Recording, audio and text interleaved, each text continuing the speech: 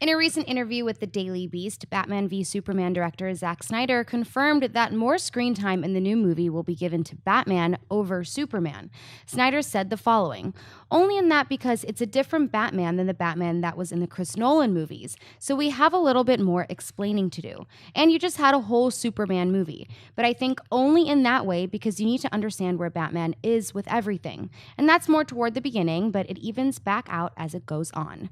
Christian, what do you make of Snyder's comments? It's exactly what we had said when this question was brought up about a month ago. I think it was myself, you, and Schnepp. Yeah. And we said you have to do it this way because Chris Nolan's Batman was the last version of Batman that you know in your head. You think Bale, you think, where is he? You think you need to establish who Batman is in this world, especially like he says in the beginning, to know that's who this new character is. And it also goes back to the fact that we all know this is not a Man of Steel sequel. It's not. It's a different. I mean, it's not stand-up. It's a different movie, just introducing Batman, and Superman happens to be in it. It's just another one of. It's a standalone film in the DC universe. Right. We're going to get a Man of Steel sequel down the line. We're going to get a Batman standalone, but it makes sense to establish who Batman is in this world. And like we said, and like Zack Snyder said, we've had Superman. We know who Superman is. We know where he comes from. So we're already familiar with Henry Cavill's version of it. It makes sense. Yeah, I mean, one of the things you have to do in this movie is you have to at least dedicate a little bit of time to severing that connection between our understanding of Batman and the Christopher Nolan Batman. You know, the swear to me, truffle butter, whatever it is he says. It's She's blushing. You okay? Anyway, and so look, if you're going to have a Batman v Superman movie in a cinematic universe where we've already had an entire Man of Steel movie, then if you're going to have equal balance between Batman and Superman, now follow me here because this sounds like it's contradictory, but it's not. If you're going to have a movie that gives equal balance to Batman and Superman, you have to give more time to Batman. To get it to the point where you can be equal, you have to give more to Batman because we got to get introduced to this character. We got to understand what his deal is. We got to understand why this dude is going after Superman in the first place. To do that, you're going to have to sway easy. And you know what Zack Snyder said is exactly what we said earlier. This is what you and I and Shep said. It's probably going to be more Batman heavy at the beginning, but then as the movie goes on, you're going to see it gets balanced out. That's exactly what Snyder's saying. So this makes total sense to me, Clark. Yeah, definitely. I mean, I agree. And by the way, commenters, get ready. We're going to talk about Man of Steel and Zack Snyder.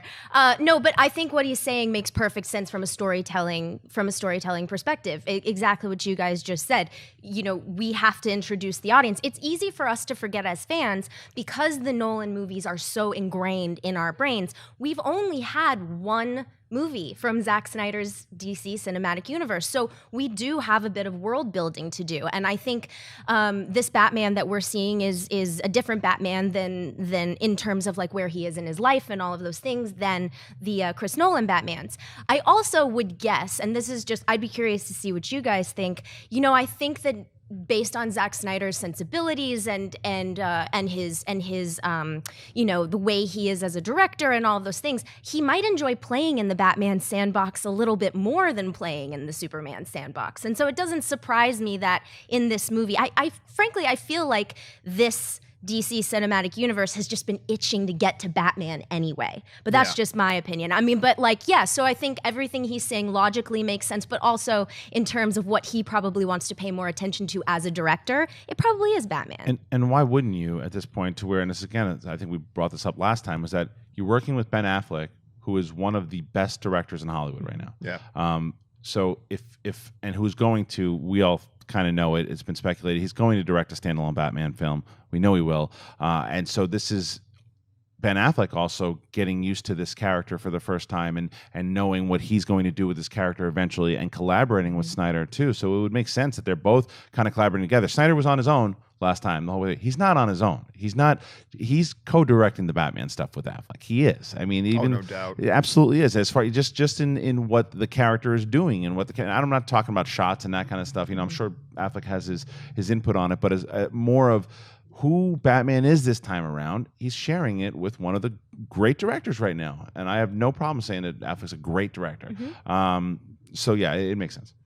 I've always wondered, this is not to the same degree, but I've always wondered in some of his latter movies, thinking about what must it be like for you as a director, directing a film that Clint Eastwood is starring in knowing that he's a better director than you are. Right. You are now directing him. Right. So I can't help but wonder if there's a little bit of that going on too. But, from all accounts, Zack Snyder's always been very collaborative. So I think he was excited to have Ben Affleck involved here. I think this is